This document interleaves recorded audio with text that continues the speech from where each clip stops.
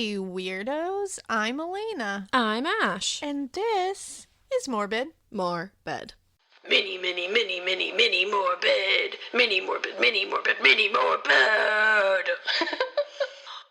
It's our quote-unquote mini morbid. And it's Alaina's, so it's not going to be mini anyways, but also we just don't do many anymore. We don't. These are just full-on episodes. And this one is a part 1 of part 2.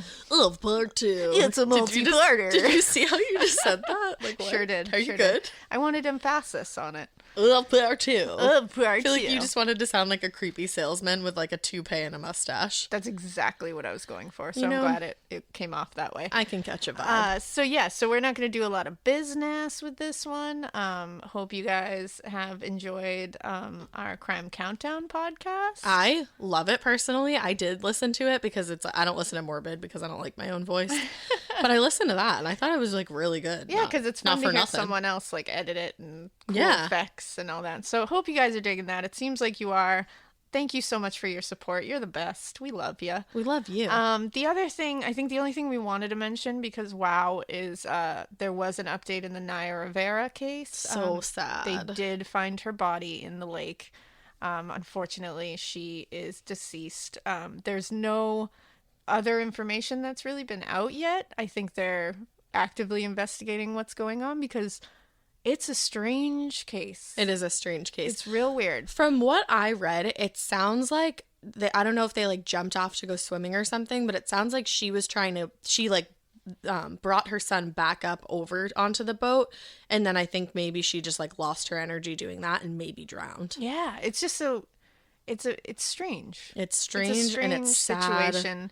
And I hope I hope we can figure out what happened so her family and friends can know what Seriously, happened her here. dad was out there swimming and looking for her. The picture of her father swimming in the lake, because I'm also like, you poor man, what if you find her? I know. You know, like it's just, oh. It's like you want to find her, but it's But you like, do you don't. want to be the one? Yeah, it's just, it's really upsetting and I hate it. from every angle. It really is.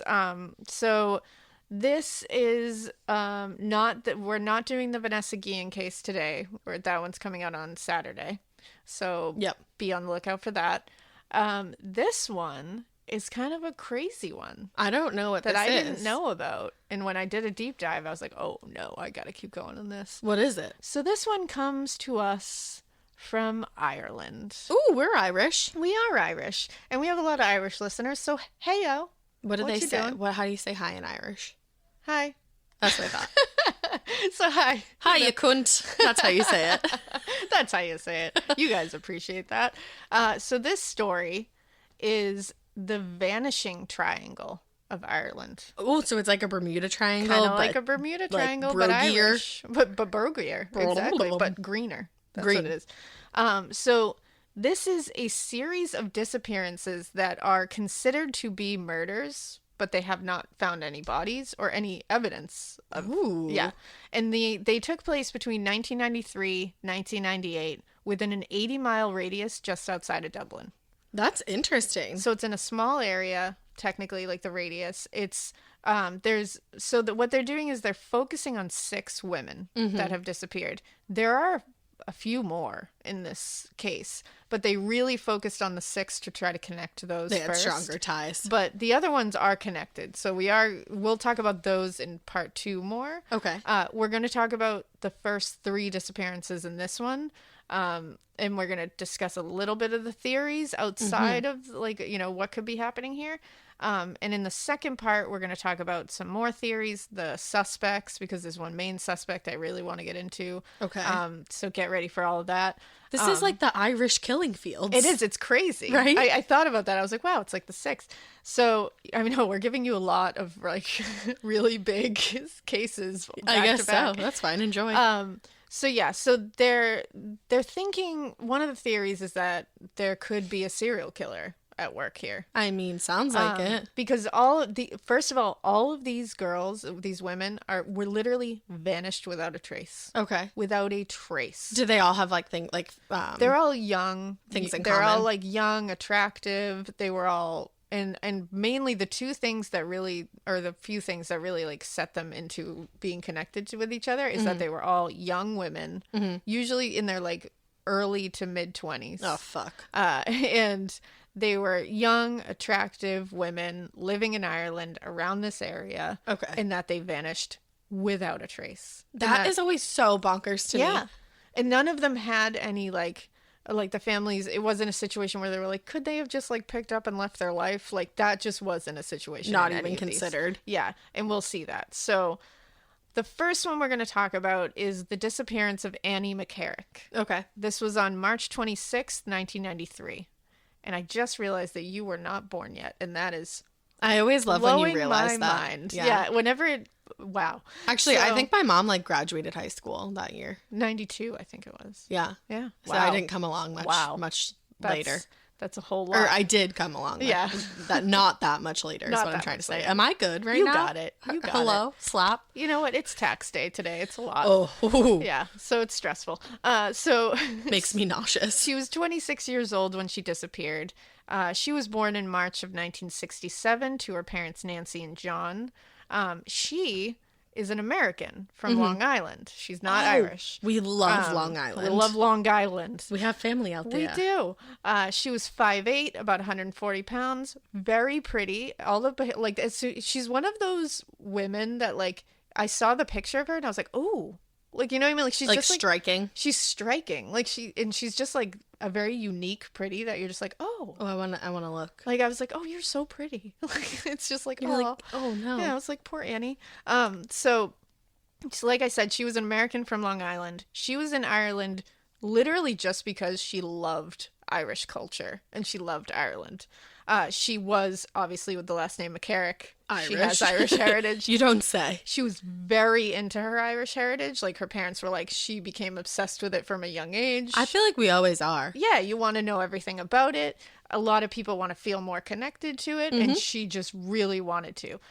So she had moved there initially in 1987 and was there, like I said, to explore her family's origins and roots, and she was wanting to, like, just envelop herself in the history of Ireland. Because, I mean, the United States, like, sure, we have a lot of history, like, cool.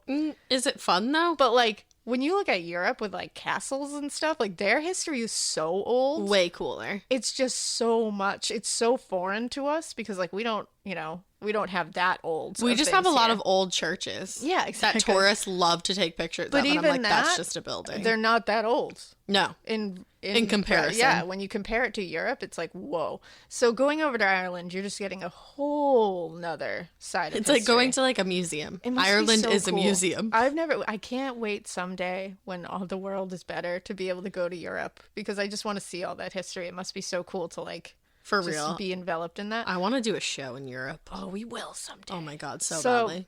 Annie was bright. She was fun. She was sweet. Obviously, she was very, like, independent. She was like, I want to go over to Ireland. Like, right. Yeah, she was just like, let's do this. She was called a ray of sunshine by her friends. Oh. She made friends very easily, which, Yeah. I mean, you need to if you're going to go over to a foreign country and just by yourself. Seriously. And she did. She was able to make friends. She was staying with two female roommates named Jill and Ida, who she met over there, and they became, like, lasting friends. Oh, I love that. Right, so she immediately would click with people. I love friendship. Yeah, and they lived in a flat together in Sandymount, Dublin, Ireland, and she was also taking classes to become a teacher. She wanted to become a teacher over in Ireland. Okay.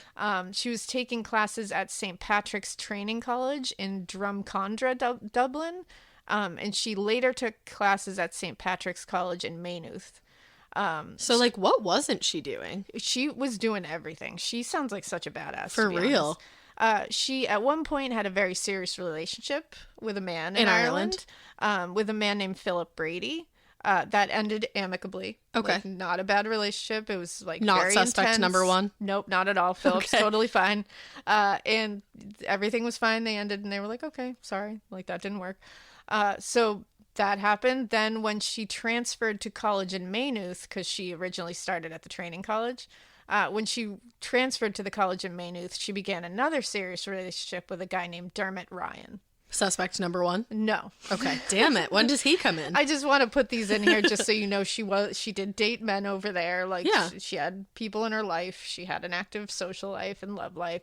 And he also, so you'll see it'll all connect. In the early 90s, though, she returned back to the States for a bit. Mm-hmm. And that was to get her master's degree. Jesus Christ. Yeah. So she came back, got her master's degree, but then she was like, I really want to teach in Ireland. Oh, that's she was sick. Like, that's and so I need cool. to get my certification over in Ireland to do that because she just loved it. She was like, I can't stay in the United States. I need to go back. I mean, I feel like once you go live somewhere other than the United States, you might be like, why did I come back? I think it's just like everywhere. Like when you go to this foreign place, you know what I mean? Like you're just like, wow. It's special. Like, it just opens everything up.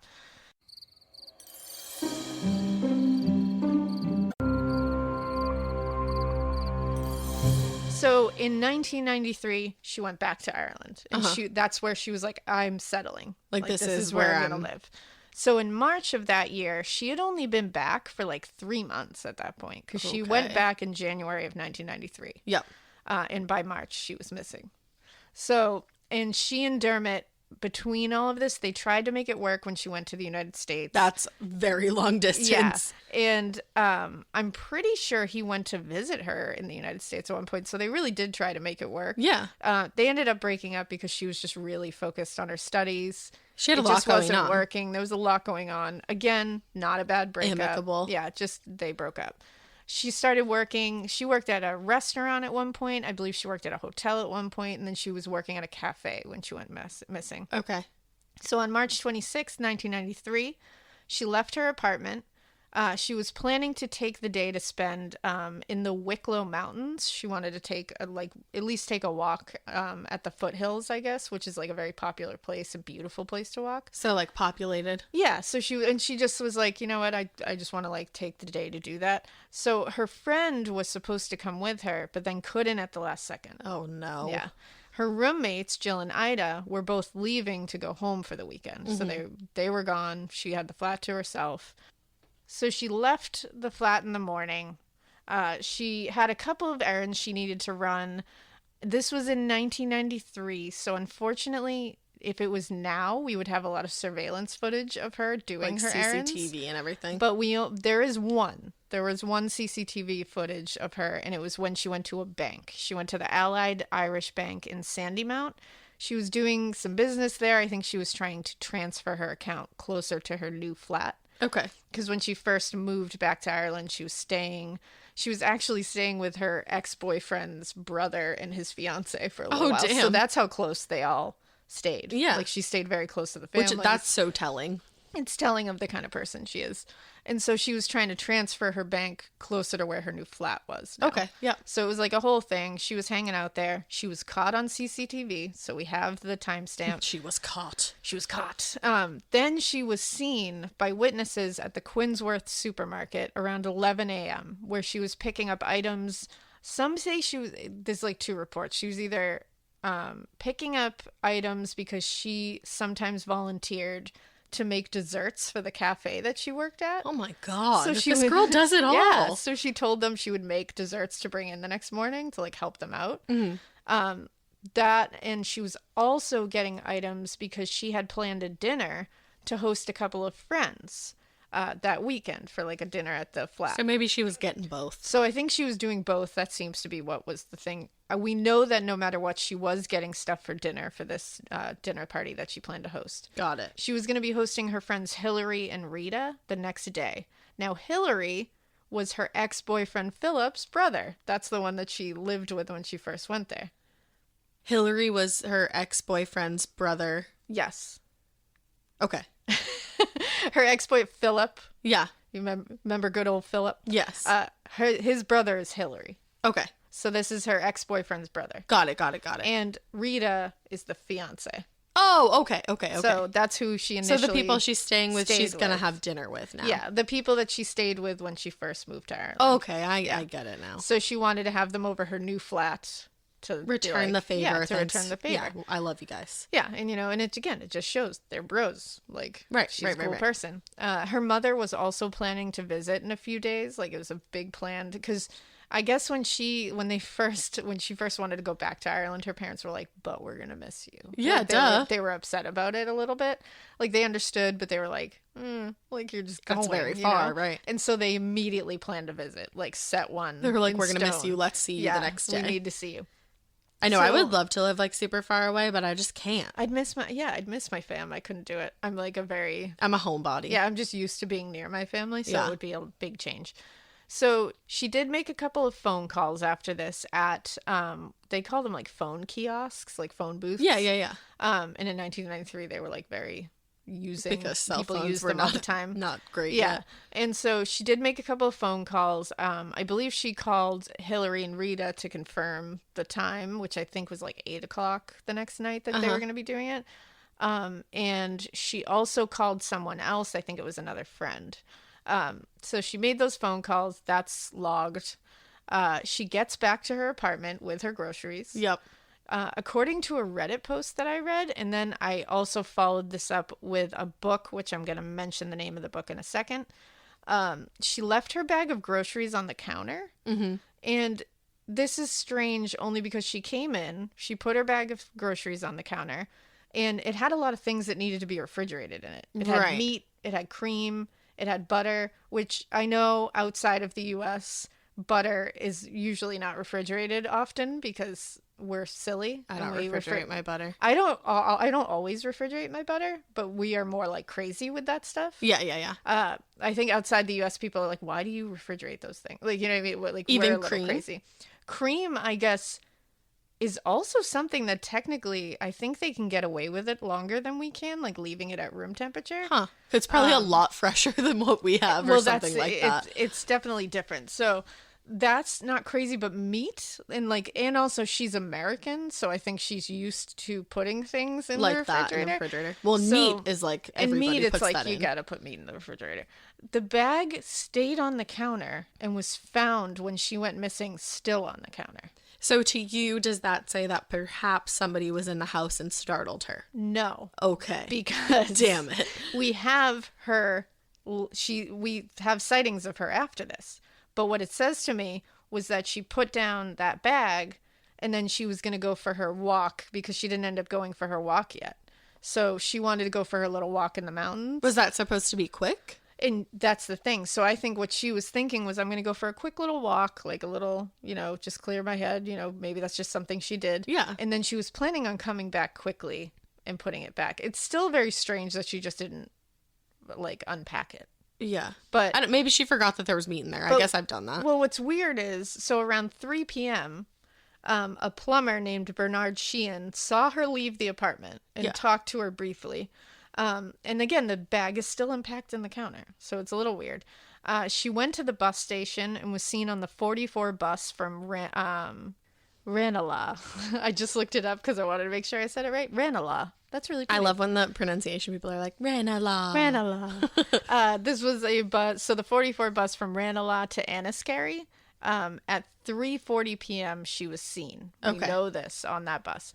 Apparently, who she was seen by is important because it's a former coworker and it's somebody who knows her personally. So this isn't like a witness who was like, oh, I think I saw that girl on this bus. They were like, this no, person I was definitely like, saw no, her. I know her. We have a relationship. Like, I've seen her. I've talked to her. We know each other. Mm-hmm. So they were like, yes, I saw her. We didn't get to speak because it was busy and she was going on the second level of the bus or something and they just didn't get to talk. But she was like, this person was like, I know her. Right.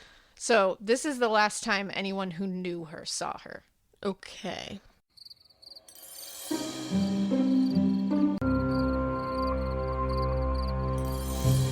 There was another possible sighting of her after this at a small coffee shop. I believe it was called Poppy's. And the person who thinks they saw her said that they saw her with a man. Okay. And they said this man bought her a food item. They left together. They seemed to know each other.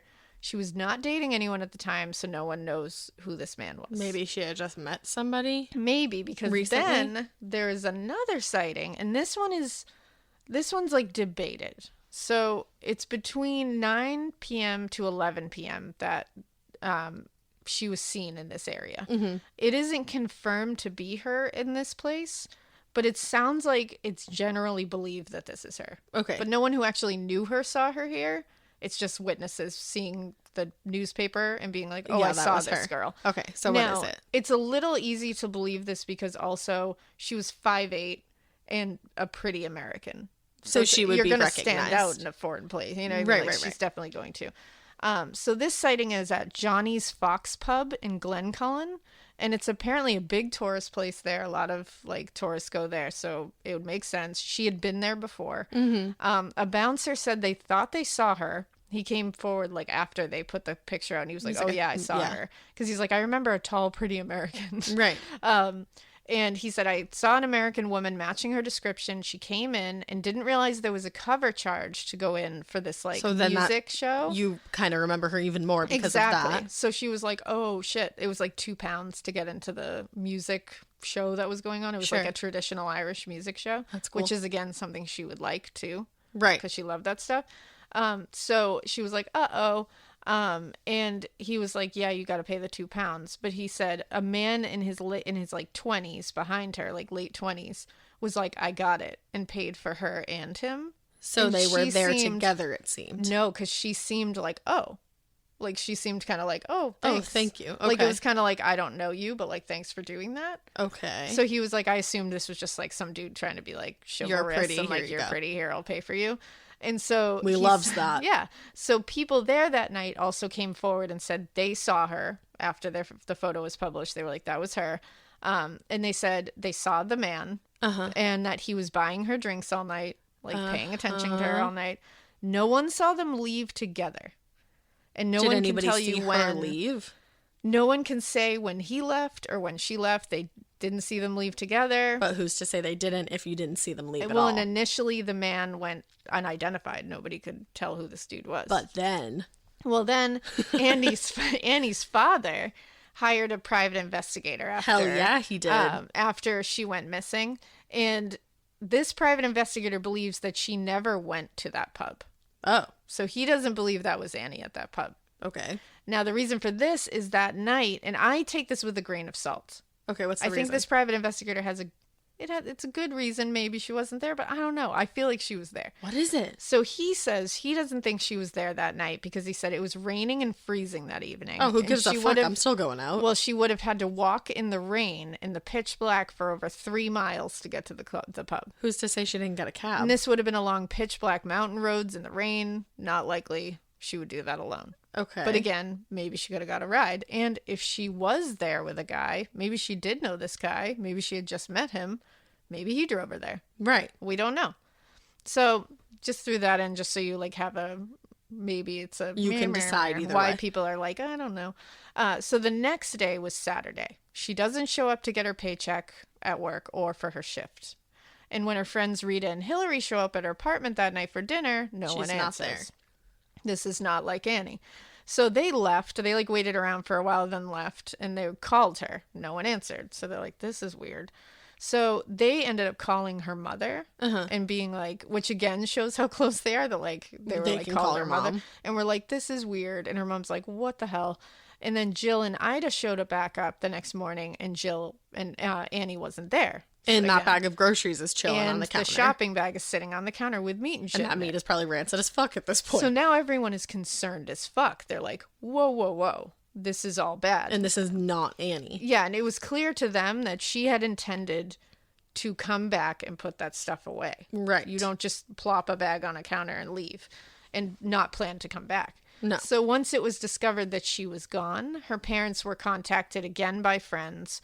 They arrived in Ireland immediately on the next flight. Mm-hmm. She was officially reported missing about 80 hours after the last sighting of her was confirmed. Ooh, that's a long time. So now people are wondering, was this guy that she was possibly seen with twice the man that was responsible for her disappearance? And was this the same man? We don't know. Like, they both were in their mid-20s, late 20s, but I don't know. Well, so are a lot of other people. Exactly. So there was a massive search for her. The police publicly asked people with any information to come forward. That's when a lot of these people came forward, being like, oh, I saw her here, I saw her there. She was wearing a dark-colored tweed jacket when she disappeared, and oxblood colored cowboy boots, which I'm like, get incredible. It, girl. She was also carrying a tan shoulder bag. Okay. So the missing persons investigation quickly turned into a murder investigation. They don't have any evidence, but that they've released of where this, the fuck is she? But she really went without a trace. Authorities are basically looking for a body at this point.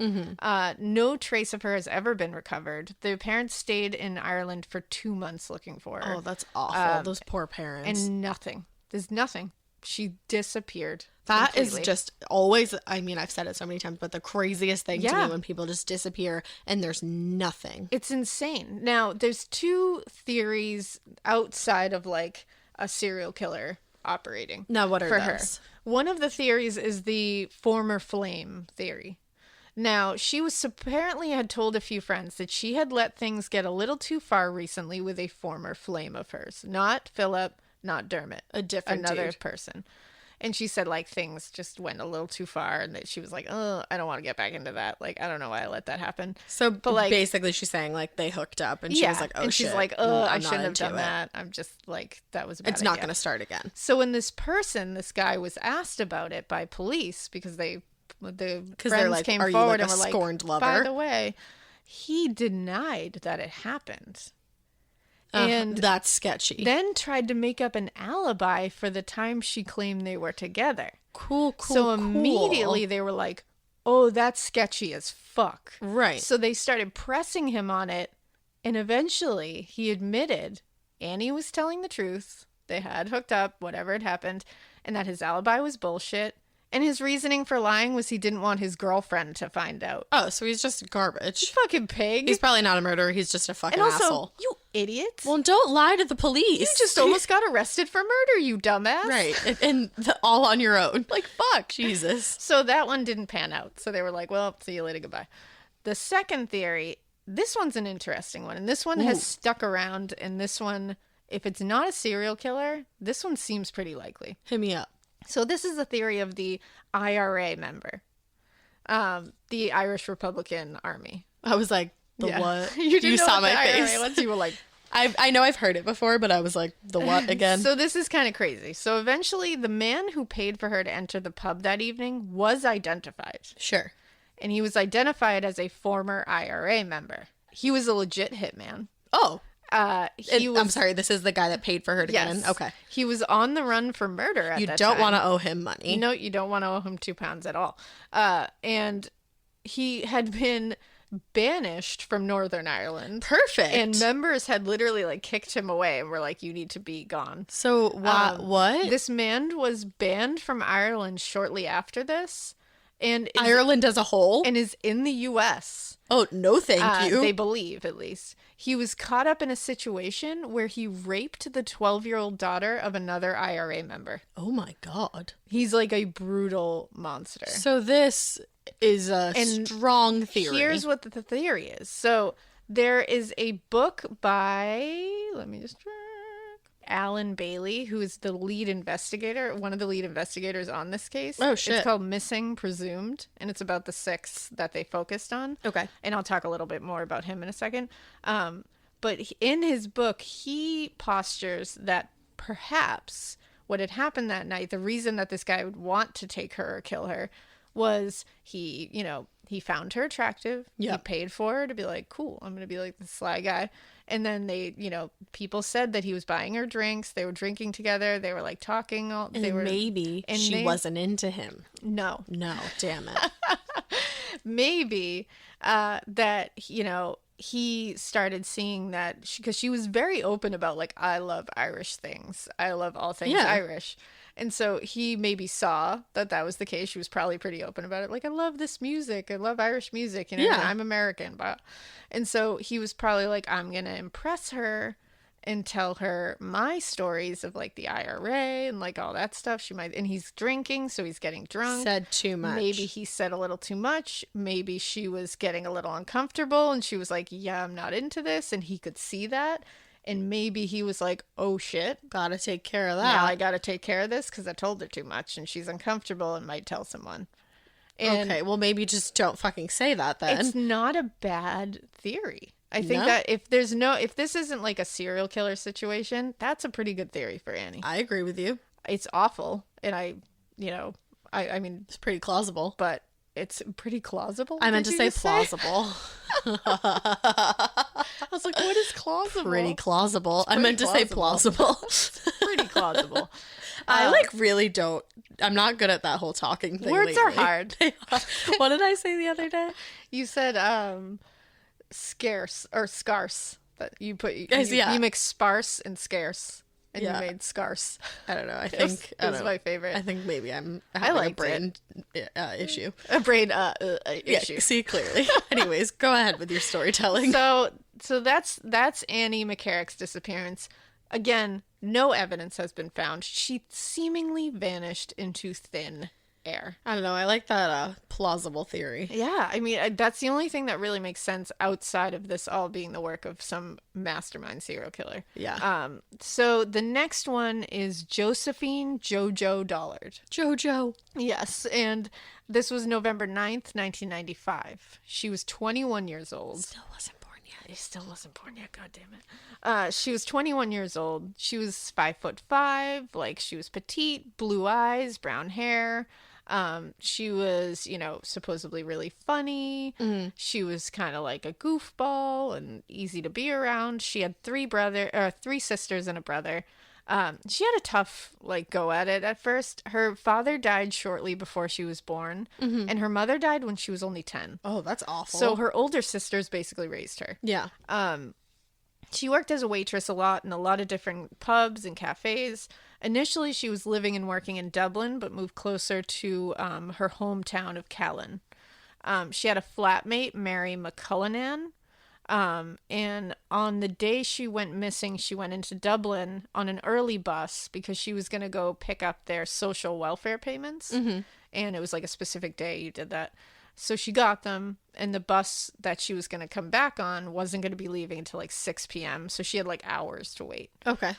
So she talked to some friends, on some and some of the phone booths. Mm-hmm. And she had been living in Dublin for a while before she moved back to the hometown of Callan. So she had a lot of friends there. Yeah. She had worked in some of the pubs there. So she was like, you know what, I'm going to go to this pub called Bruxelles, and I'm going to see if anybody I know is in there, maybe see some people. Yeah. So she ran into an old friend who was bartending there. She hung out there, chatting with him for a while. Then another friend of hers from, afar showed up, and this was someone that she had a thing with at one point. Okay. So they spent a few hours together. Mm-hmm. They were, rekindling, basically. Because you're just sitting there having some drinks. Well, apparently it went well, the rekindling, because a room was booked at a nearby hotel in their name. Get it, girl? Get it, girl. But it was supposed to be for that evening, but unfortunately, they didn't use that room. Because she didn't show up? Nope, because a girl showed up to the pub while they were still there, and this girl was the one who this dude had met right after dating Jojo, and, they were living together.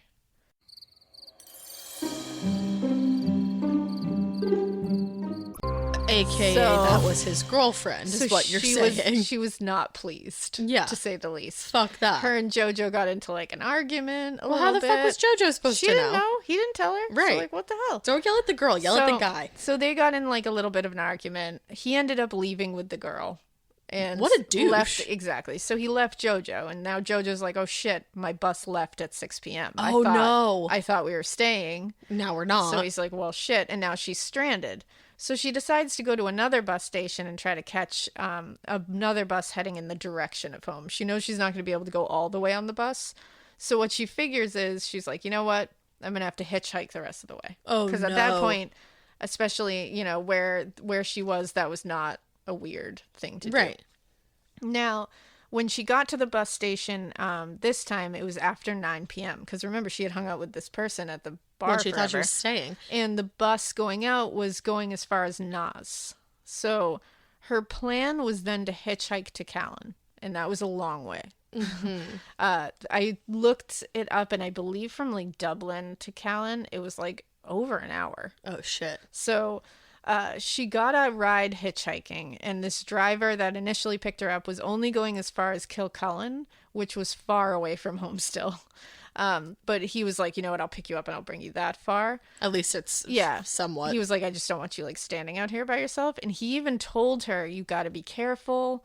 Like, maybe you should just get a hotel. Like, you shouldn't be, you know, I'm not a creep, but like, I'm a little worried about you. Like, this is a little creepy. Oh, I wish he had just drove her home. Well, and he dropped her off at Kilcullen, and then another young man plucked her up, but he was only going as far as Moon, which is a village. Oh, shit, I want to live there. Yeah, the village of Moon. So she took him up on that, and around 11:30, he dropped her off near a phone booth in Moon. Mm-hmm. And that's where she called Mary, her roommate. Okay. And she was like, I still got a long way to go. Can you come get me, Like, Mary? she's got a shit ton of, like, distance to go back home. And she's already done 2 hitchhikes.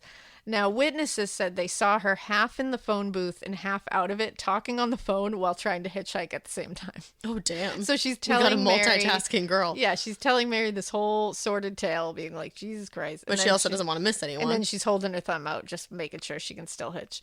So Mary said that while speaking to her, she was like, wait, hold on a second. She heard the phone booth door open. 30 seconds later, she got back on the phone, and Jojo was like, I got someone. Okay. So I'm on my way. This was the last time she spoke to her. Oh, no. Now, a witness later said they saw someone matching Jojo's description running from the phone booth box to a dark-colored 4-door Toyota Carina. They said she got into the back passenger side. Okay. Which mean that's smart. There was probably that there's at least 2 people in that car, possibly 3 other people in that car, and that was possibly. And then after that, I don't know if it was. Yeah, it was after this. She was possibly seen in Castle Dermot wandering the roads, but that's not confirmed. Right. People said they saw like a woman on the road at Castle Dermot. Yeah. Okay. They kind of matched her description, but like, I don't know if it makes sense. When she didn't show up at work the next day, Mary called Jojo's older sister, Kathleen, because remember, her older sisters had like raised her, and she immediately contacted police. Mm-hmm. She said they didn't really take it seriously immediately. That's nice. And she really had to like fight to get her case opened. Good. Because they were like, she's 21. Good for her. She's fine. And they were like, she was like, no, this is weird. And she said especially it bothered her that she's like, I'm telling the police that she disappeared while hitchhiking in the middle of the night. Right. And like her last communication was like, hey, I'm getting into a stranger's car. And then she was never seen again. And they're like, well, she's 21. Like, why isn't that telling you that like this might be a problem? So police finally did take it seriously, and they started asking farmers around the area to search around their properties. Yeah. They combed the sides of the roads. They found nothing. It was a massive search. The 2 drivers who did pick her up, they came forward during this to be like, we picked her up. Like, they offered up, like, the 2 previous people. Like, they were like, we picked her up. We want to make sure that that's on record. There were crazy rumors at one point that one of the drivers who came forward was a guy who possibly was a suspect. Oh, now, was this like the second one or something? Yeah, this was the second one. He came from a super prominent political family in the area. Okay. And people thought that she was buried on their property. I think it was just like one of those crazy like a rumors. Conspiracy kind of thing. No driver, though, has come forward to say they picked her up in Castle Dermot, where they say people saw her. Mm-hmm. So police say then it's probably clear that that third person who picked her up in Moon Village was probably, or people in the car were responsible. It was probably multiple people. It's probably the ones responsible. Right. Like, they are the last people. Like, duh. So police went as far to do a full-blown recreation of her last movements and film it for television. That's cool. Like, they hired actresses. They did the whole thing. So they came through. Yeah, so they came through. And they believe she was abducted between 11:50 and like 12:15. Mm-hmm. And she was wearing black jeans, a black jacket, white shirt, and black shoes. Now, in January 1997, this is crazy. What? A taxi driver, this is in 1997, a taxi driver told authorities, he was like, you know what? I have something to say about this case. And this is like 4 years later? This is, yeah, because what was this? 93, I thought. Let me make sure. 95. So this is a year later. Oh, or 2 years later. Sorry. It's 2 years later, though. The taxi driver came forward, and he said that night, a bit after 1 a.m., when she went missing. He was driving home from his shift, and he said he passed by a car that was pulled over in the same exact area. He said he observed a man standing at the front driver's side peeing on the side of the road. Cute. And he just noticed it. And then he said, suddenly, I saw the rear passenger door fly open and a woman jumped out and appeared to run away. Oh, no. He noted she appeared very upset, very frantic, and he saw another man jump out of the back seat of the car and run after her. He grabbed her around the waist, and him, along with the peeing guy, roughly threw her into the back of the car. And what did the fucking taxi driver do? Well, and he said they got in and drove away as fast as they could in the direction of Waterford City. And he didn't call the police when this happened? Well, that's the thing. So he said the car was likely a red Ford Sierra saloon car, and apparently that can look like a Toyota Carina, which is what somebody else saw. Yeah. And it was a dark color, too, Right. so it kind of fits Adds to up. it. Now, his reasoning for not coming forward, he came up with like a bunch of different reasons of like, you know, I just suck. I heard the whole yeah, it's just like he said when it all like broke, he figured someone else had seen her, so he wasn't going to tell his story. Like, Well, fuck you, he guy. didn't know if it was her. It was just a whole thing. Like, I don't care if it's her.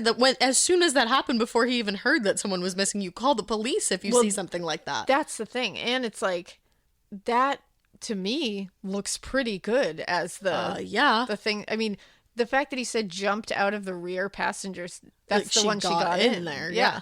So at the What end the of fuck? at the end of last year, so at the end of 2019, they opened up another investigation into Jojo's disappearance. They're going to relook at everything, like basically a completely exhaustive relook into the case. So that's good, because a lot of these are being reopened and looked at with a finer tooth comb. Now, this next one, this is the last disappearance I'll cover in this one, because we're going to cover 3 in this and 3 in the next one. This was on August 23rd, 1996. It was Fiona Pender. She was 25 years old. You love that name. I do. I love the name Fiona. One of my kids was almost Fiona. I know. So she was 7 months pregnant.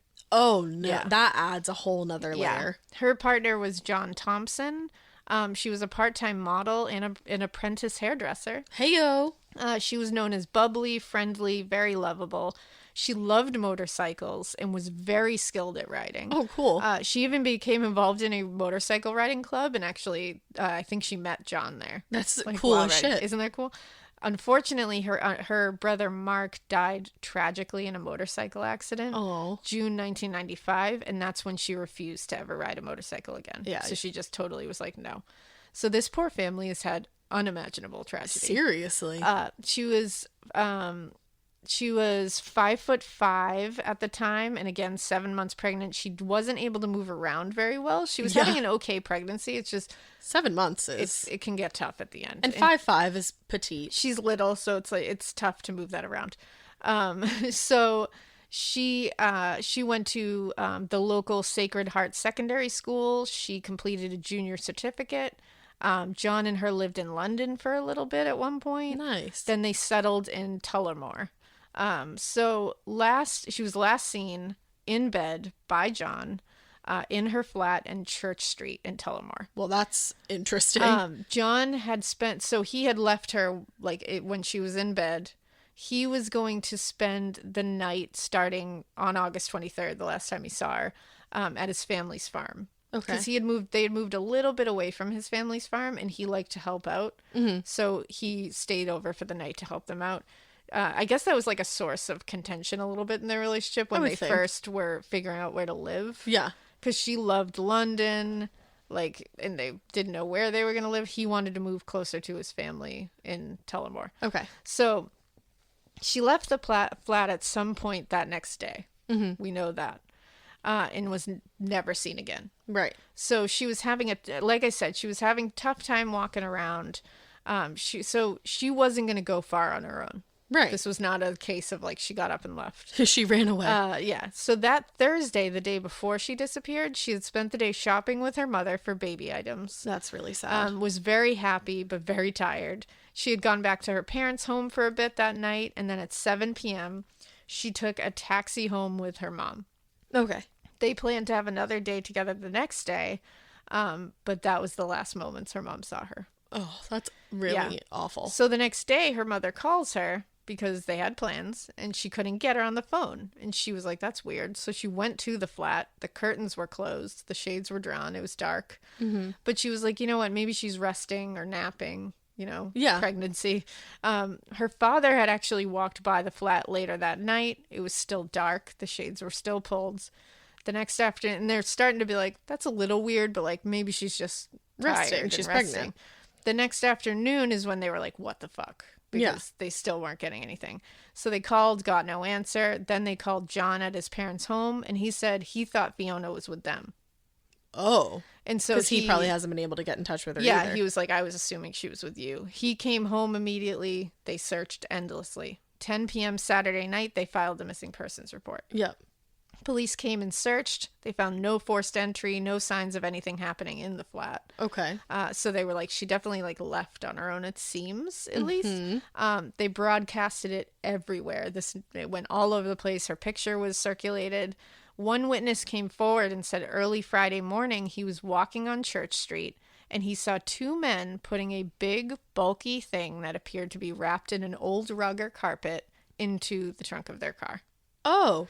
Casual. So he was like, I thought it was just a rolled up carpet. It's like, never just a rolled up carpet. And it was on Church Street, which is where she lived.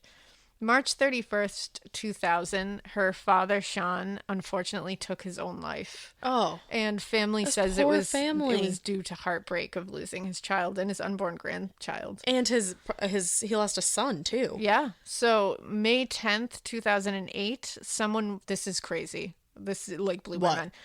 So this was in 2008. Yeah. Someone was walking in Montague in the, what is it? I gotta look this one up. Pause, everybody, because this one's a tough one and I don't want to mess it up. Sleeve bloom. That's what it is. Did you just get me in that too? Going, I sure did. I don't want to mess it up. I think it's sleeve bloom, I believe. That's how it came out to me. So she was, so this person was walking in the sleeve bloom, and they came across a handmade cross with the words, Fiona Pender, buried here, Thursday, October 22nd, 1996. Uh-huh. So, of course, they notified the police because they were like, what? Well, and that's somebody that knows her, clearly. And it became a huge event. They had to, like, seal off the big area around it. They set out on this big, like, supervised dig. They had a noted forensic anthropologist on board. They were like, here she is. That would be, like, almost scarier to find than a body. Right? Like, that's haunting. Be, like, buried here. Yeah. Like, on this day. Like, ooh. And, like, this missing person. Yeah. So, they dug extensively. Nothing. Do you think that it was just like a terrible, terrible prank? People think it could have either been a very terrible hoax or, according to Alan Bailey, in the Missing Presumed book, the date on the cross does coincide with this huge personal trauma that occurred in the life of a male that is a person of interest in the case. Okay. So the fact that date happens to coincide with this big moment of trauma in this guy's life who's a person of interest in the case. Do we know what the trauma is? Seems they didn't release it. Oh. And we don't even know the person's name. They don't release a lot publicly, like, people of interest. That's kind of smart. And so, but they said that's interesting. Okay. But again, nothing has come of it yet. This was in 2008, which was a long time at this point. You think of it as, like, not that much, but, like, not that long. When they say point of trauma, I wonder if this guy, like, completed suicide. No. No? No. Huh. No, it's like a personal trauma in his life. Oh, like this date occurred. So it's not the same day. Okay. No, I'm it's stupid, like that. It's like that date is like a date of personal trauma, like the for him. anniversary. So they're wondering if it has to do with Got it. That he would put that down as the date. I was like, wait, I'm like sleuthing, but you're like, you're not good at this. You're trying. No, you are. You're great at it. Yeah. So he also said that the writing on the cross is very unique. And they hope that's going to help them bring results. They need a sample of this guy's writing. They do. So July 9th, 2013, Tullamore Town Council, where she lived, voted to name a walk near the canal by her home Fiona's Way. I love that. I know, isn't that sweet? In 2014, police opened the investigation again. Good. So a woman in Saskatchewan, Canada, who was originally from Ireland, came forward and said her husband, who was a person of interest in the case, had been arranging violent sexual assaults on her. I'm sorry, what? And threatening to kill her. And so she came to the police and she said, he's already like a person of interest in this. And she said he told her he killed Fiona. Oh, damn. And he told her where he buried her. But so that lead they gotta it check. hasn't panned out yet. But that's interesting. That's pretty interesting. I read that her mother said, and this just like hurt my heart because I was thinking about it and I was like, wow, that must be awful. So her mother says, quote, "I can't go to bed until I know I'm going to sleep because it's too hard.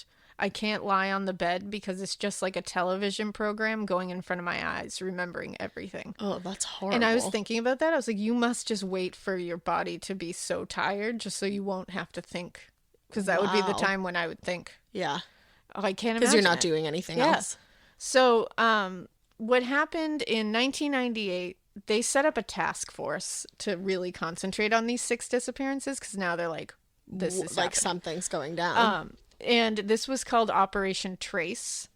And it was to establish connections, gather evidence, to connect all these things. And it stands for Tracing, Reviewing, and Collating Evidence. And was set up by Garda Commissioner Mr. Pat Byrne. Mm-hmm. This task force has 6 members in it and is headed up by Alan Bailey, who wrote that book, Missing Presumed. And they were focusing on men who have, quote, shown serious sexual violence against women. Yeah. Basically the worst monsters they can find because they're assuming that this person definitely is like a sexual predator. Sadist, probably. They're profiling them, looking into their movements and whereabouts during the time of the disappearances.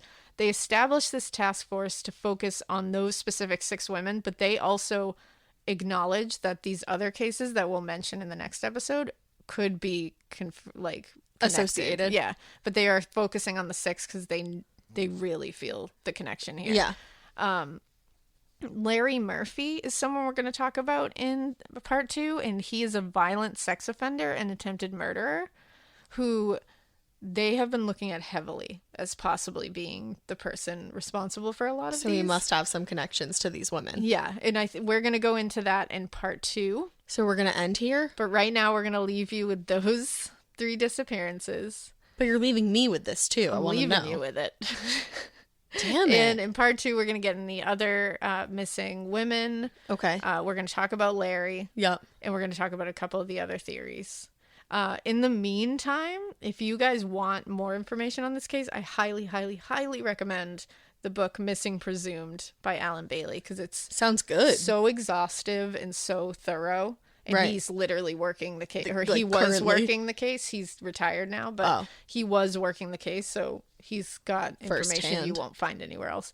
But very, very interesting case. Damn, that was a very interesting part 1. I'm like ready for part 2. I hope you guys are ready for part 2. They're gonna be. Are you ready? Yes, we're ready for this jelly. We're ready. It's gonna be intense, guys. And you know what, Ireland? You're spooky as fuck. Yeah. You cunts. You cunts. Well, if you'd like to follow us on Instagram, please do so at Morbid Podcast. Hit us up on Twitter. A Morbid Podcast. And send us a Gmail. morbidpodcast@gmail.com. The end. Just kidding. We hope you keep listening. And we hope you keep it weird. But not so weird that you go to Ireland and you become a serial killer, because that's not nice of you to become a serial killer in Ireland, because Ireland is a very beautiful place and you shouldn't be serial killing people there. Thank you. Good night. Shouldn't we love Ireland? Yay. Yeah.